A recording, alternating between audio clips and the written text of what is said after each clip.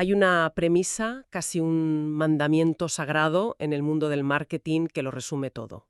Conozca a su cliente. Y hoy, especialmente en el entorno de negocios de América Latina, entender al cliente ha dejado de ser una buena idea para convertirse en una pura necesidad. Una cuestión de supervivencia, vamos. Es que la intuición, eso de yo creo que a la gente le gusta esto, ya no es suficiente. Cuando el campo de juego se llena de competidores de todo el mundo y cada euro cuenta, las corazonadas se convierten en un lujo demasiado caro. Totalmente. Y para explorar a fondo cómo se logra ese conocimiento, hoy vamos a desgranar las ideas de una fuente muy concreta, el libro Introducción a la investigación de mercados de Marcela Benassini. Pero ojo, no vamos a hacer una simple lectura, sino a extraer su esencia. Nuestra misión es entender el proceso de la investigación de mercados de principio a fin. ¿Por qué es tan crucial hoy? ¿Y cómo se pasa de una simple pregunta a una estrategia de negocio que de verdad funcione? Es el viaje de la incertidumbre a la decisión informada. Un camino que, como veremos, está lleno de matices y de posibles trampas. Pues empecemos por el contexto, por el por qué. Benassini arranca con una pregunta fundamental. ¿Por qué esta disciplina es más relevante que nunca? Sobre todo en América Latina. Y da dos razones de peso. La primera, la internacionalización de los mercados. De repente las empresas locales no solo compiten con el vecino, sino con gigantes globales. Lo que te obliga a profesionalizar cada decisión, claro. Ya no compites solo en precio. Compites en entender mejor que nadie a tu público. Y la segunda razón que se apunta es igual de contundente: la escasez de recursos. En un continente donde el acceso a capital puede ser limitado, no hay margen para el error. O sea, se acabó el disparar a ciegas y lanzar proyectos a ver qué pasa. Cada inversión tiene que estar justificadísima. Y no solo justificada con una buena presentación, sino con datos objetivos, con datos que sugieran una probabilidad real de éxito. Se buscan lo que en el texto se llaman proyectos a la segura. Lo que me parece fascinante es que, según este análisis, la industria de la investigación en América Latina está lejos de haber alcanzado su madurez. Todavía tiene un potencial de crecimiento enorme, sobre todo en áreas como los pronósticos de la demanda. ¿Qué significa eso exactamente? Que hasta ahora solo se miraba el presente. En cierto modo sí. Significa pasar de un rol descriptivo a un rol estratégico. La investigación tradicional te da una foto del momento. Esto es lo que está pasando. La evolución, que ya es una realidad en mercados como Europa o Estados Unidos, es convertirse en un socio estratégico que ayuda a las empresas en su planificación a largo plazo, que se atreve a pronosticar. No es solo dar datos, es ayudar a interpretar qué significan para el futuro del negocio. Para que esto no suene tan abstracto, el libro da ejemplos del tipo de información que se obtiene. Menciona una encuesta sobre confianza y opinión de los consumidores en la región. Un dato. México, Chile y Brasil tienen un índice de confianza igual o superior al promedio global. Vale, es un buen titular, pero ¿cómo se traduce eso en una decisión de negocio? Esa es la pregunta clave. Ese dato por sí solo es una anécdota. El valor aparece cuando profundizas. El texto detalla que en México, por ejemplo, las principales preocupaciones de la gente son la estabilidad política, la economía y la seguridad laboral. Si eres un banco, quizá esa información te sugiera que en lugar de promocionar productos de inversión de alto riesgo, deberías enfocarte en planes de ahorro o en seguros, algo que ofrezca una sensación de seguridad y control. Entiendo. Conectas el estado de ánimo general con la oferta de productos. Exacto. Otro dato que se menciona: se detecta un bajo desarrollo en la inversión en bolsa, pero un altísimo endeudamiento con tarjetas de crédito y poca cultura de ahorro para el retiro. Esa es una radiografía precisa de la mentalidad financiera del consumidor. Te está diciendo dónde le duele, qué necesita y qué hábitos tiene. No es solo lo que compra, es lo que le quita el sueño. Y ahí, en ese punto de dolor, es donde surgen las oportunidades. Entendido. Así que el contexto es de alta presión. Más competencia y menos recursos. Eso obliga a no dar un paso en falso. Pero saber que necesitas datos es una cosa y obtenerlos bien es otra. ¿Por dónde se empieza? ¿Cuál es el punto de partida para que una investigación no acabe siendo una pérdida de tiempo? Por hacer la pregunta correcta. Y parece obvio, pero Benassini subraya una de las confusiones más comunes y peligrosas: confundir un problema de marketing con un problema de investigación. Empezar con la pregunta equivocada te lleva a un callejón sin salida, por muy sofisticado que sea tu análisis posterior. A ver, desarrollemos eso. ¿Cuál es la diferencia? Pues mira, un problema de marketing está orientado a la acción, a la decisión. Responde a la pregunta ¿qué hacer? ¿Vale? En cambio, un problema de investigación está orientado a la información. Responde a qué debemos saber para poder tomar esa decisión. Pongamos un ejemplo práctico para que quede claro. Imaginemos que somos una empresa que quiere lanzar una nueva bebida energética en México. Nuestro problema de marketing sería ¿cómo podemos capturar el 5% del mercado en el primer año? Hábitos de consumo, las motivaciones de compra y las percepciones de marca del público objetivo para las bebidas energéticas en México. Necesitas esa información para después poder diseñar una estrategia que te permita alcanzar ese 5%. Queda clarísimo. Si intentas responder directamente a cómo capturar el 5%, te saltas todo el aprendizaje. Estarías, de nuevo, disparando a ciegas. Y estarías ignorando lo que la fuente llama variables incontrolables del entorno. La economía, la competencia, las tendencias. No puedes controlarlas, pero sí debes conocerlas. La investigación te da el mapa de ese territorio incontrolable para que puedas navegarlo. Una vez tienes clara la pregunta de investigación, el proceso se vuelve más lógico. El libro enumera los pasos: formulación del problema, que es lo que acabamos de discutir, búsqueda de fuentes, preparar los cuestionarios, el diseño de la muestra. Un momento. El diseño de la muestra es un punto crítico. ¿A quién le vas a preguntar? Si quieres lanzar esa bebida energética para jóvenes universitarios, pero acabas encuestando a oficinistas de 50 años, tus datos serán perfectos, ¿sí? Pero perfectamente inútiles para tu objetivo. Buen punto. Después de la muestra viene la recopilación, el trabajo de campo.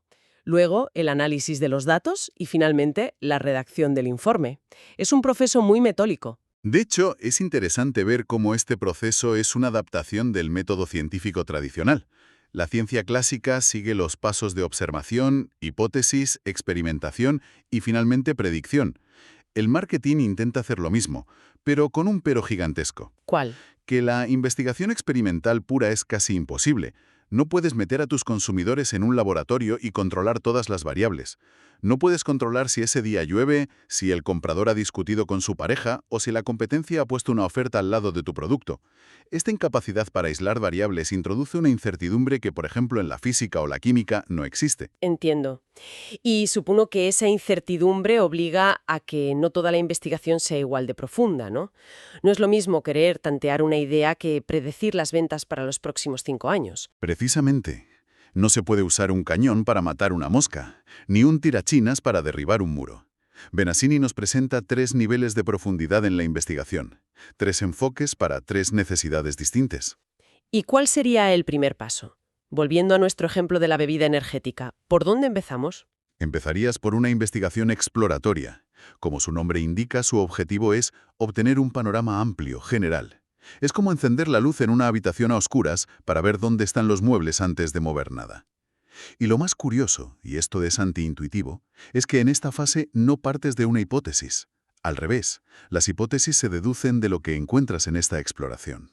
O sea, no empiezas diciendo, creo que los jóvenes quieren una bebida sin azúcar. Empiezas por preguntarles de qué hablan, qué les preocupa, qué hacen en su tiempo libre. Y quizá de ahí surge la idea del sin azúcar. Exactamente, es un proceso de descubrimiento. Y lo interesante es que, a veces, este primer vistazo ya es suficiente para tomar decisiones de mediana importancia. No siempre necesitas un estudio de un año. Vale, ya hemos explorado el terreno. ¿Cuál es el siguiente nivel? La investigación descriptiva. Aquí ya eres más concreto. Buscas definir y medir cosas con claridad. En nuestro caso sería, ¿qué tamaño tiene el mercado? ¿Quiénes son los competidores? ¿Qué cuota tiene cada uno? Responde a las preguntas de ¿qué está ocurriendo? ¿Cómo vamos y dónde estamos? Es el mapa detallado del territorio. Entiendo. Y supongo que el gran error es querer saltar directamente al tercer nivel, a la bola de cristal, sin haber hecho antes este trabajo. Querer saber qué pasará mañana sin entender qué está pasando hoy. Has dado en el clavo. Es una tentación enorme, pero un error garrafal. El tercer nivel es la investigación predictiva, y es, como bien dices, la más complicada. La más interesante también. Es la que intenta acertar en el comportamiento futuro del mercado. ¿Qué pasaría con nuestras ventas si subimos el precio un 5%? Ese tipo de preguntas. Es la que puede marcar la diferencia entre el éxito y el fracaso. pero solo es fiable si se construye sobre una base descriptiva sólida. Explorar, describir y solo entonces intentar predecir. Tiene toda la lógica. Ahora bien, ¿con qué herramientas se hace todo esto? ¿Cómo se recoge esa información? El texto destaca que la investigación cualitativa ha ganado mucho terreno últimamente. Sí, porque las empresas se han dado cuenta de que los números, los datos duros, solo cuentan una parte de la historia. Te dicen qué hace la gente, pero no por qué lo hace. Para entender el sentir, el pensar, las motivaciones profundas, necesitas la cualitativa. ¿Y cómo se consigue eso? Pues una de las herramientas más potentes que se menciona es el método de la observación. A veces, la forma más fiable de saber lo que hace la gente no es preguntarle, sino simplemente mirar. ¿Cómo eligen un producto en el súper? Leen la etiqueta. Con la observación, evitas que las personas mientan, ya sea consciente o inconscientemente, porque ves el comportamiento real. Claro, si me preguntas cuánto tiempo paso en redes sociales, probablemente te diga una cifra mucho más baja de la real, por vergüenza. Si observaras mi teléfono, tendrías la verdad. Ese es el principio. Y luego está el método más conocido, claro, el cuestionario. Sus ventajas son claras, puedes cubrir muchos temas, es rápido, su coste suele ser más bajo. Pero también tiene un lado oscuro importante. ¿Cómo cuál? Que la gente miente, supongo. Miente o no sabe la respuesta o simplemente no quiere pensar. Te pongo un ejemplo. Te paran por la calle. ¿Cuánto gastó en ocio el mes pasado? La mayoría no tenemos ni idea, así que decimos una cifra aproximada para salir del paso. Ese dato, que en la base de datos aparecerá como un número preciso, en realidad es una invención. Imagínate el margen de error. Es un campo de minas. Y el mayor riesgo es gastarte un dineral en una investigación y acabar tomando decisiones basadas en datos que, en el fondo, no son fiables. Totalmente. Y aquí Benaceni subraya algo que es crucial. Puedes tener el mejor diseño del mundo, pero si el trabajo de campo, la recopilación en sí, es deficiente, Se va todo al traste. todo es el eslabón más débil de la cadena. Me imagino que eso es un riesgo enorme, porque estás pagando por una supuesta verdad objetiva, pero si el encuestador se inventa las respuestas en una cafetería para acabar antes, Los datos son peor que inútiles, son activamente engañosos. Y sí, es uno de los mayores desafíos de la industria. El texto menciona problemas como entrevistadores poco capacitados, desmotivados o directamente deshonestos. Un mal trabajo de campo contamina toda la investigación. Por eso los pasos posteriores de verificación y depuración son tan importantes. Hay que revisar encuesta por encuesta, buscar inconsistencias. una vez tienes los datos limpios, empieza la fase de análisis. La fuente advierte de algo muy común: la parálisis por análisis. Tienes montañas de datos y no sabes ni por dónde empezar. Es el vértigo de la hoja de cálculo en blanco, sí. Para evitarlo, el libro propone empezar con 3 herramientas básicas. Primero, la distribución de frecuencias. Ver cuánta gente respondió cada cosa. Es la primera foto. Segundo, las tabulaciones cruzadas. Cruzar 2 variables para buscar relaciones. Por ejemplo, edad con marca preferida. Ahí ya empiezas a ver patrones. Y tercero, las pruebas de hipótesis, que es una forma estadística de validar si esas relaciones que crees ver son reales o fruto del azar. Son los cimientos del análisis, entonces. Son el punto de partida para no ahogarse en los datos. A partir de ahí, la complejidad puede crecer, pero sin esa base es imposible construir conclusiones fiables. De acuerdo. Hemos pasado por todo el proceso. Definimos el problema, recogimos los datos, los analizamos y ahora tenemos unas conclusiones. Pero me imagino que todo este esfuerzo puede quedar en nada si el final falla, ¿no? ¿Cómo se evita que el informe final acabe en un cajón cogiendo polvo? Esa es la pregunta del millón.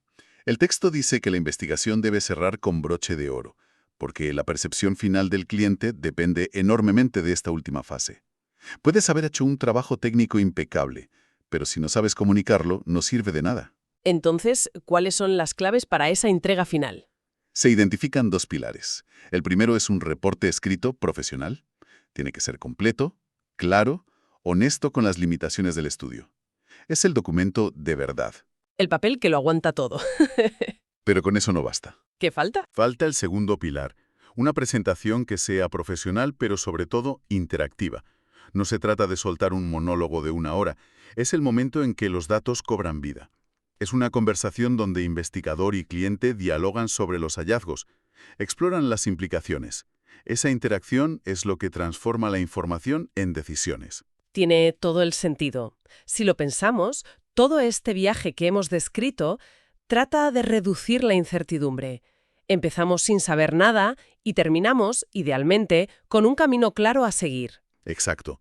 Es un proceso para sustituir las opiniones por la evidencia. Para recapitular, lo que hemos extraído de la fuente es que la investigación de mercados es el proceso sistemático para cumplir esa gran premisa de conocer al cliente, que es crucial diferenciar un problema de acción, de marketing, de uno de información, de investigación, y que el proceso es un viaje escalonado. Primero explorar, luego describir y finalmente, si es posible, predecir. Y sin olvidar que el factor humano es quizá el mayor desafío de todos, tanto por la complejidad de entender las motivaciones de la gente, como por la necesidad de asegurar la profesionalidad de quienes recogen los datos. Para terminar, me gustaría que dejáramos una reflexión final para la audiencia, algo que se derive de todo esto. Hay una frase en el texto que me parece muy profunda. Dice algo así como que es muy difícil pronosticar la conducta de los consumidores, porque muchas de nuestras acciones se derivan de sentimientos, actitudes y sensaciones que no podemos explicar. Y esto, en la era del Big Data, nos deja una pregunta fascinante para reflexionar. Adelante. En un mundo cada vez más impulsado por los datos, por algoritmos que intentan predecirlo todo con una precisión matemática, ¿cuál es el verdadero valor de entender esas motivaciones humanas que ni la propia persona puede cuantificar o explicar? Y sobre todo, ¿cómo pueden las empresas equilibrar la balanza entre la búsqueda de datos duros y la comprensión de estos sentimientos inexplicables que al final son los que impulsan la decisión de compra? ¿Dónde reside la verdad? ¿En lo que los datos dicen que hacemos o en lo que sentimos sin saber muy bien por qué?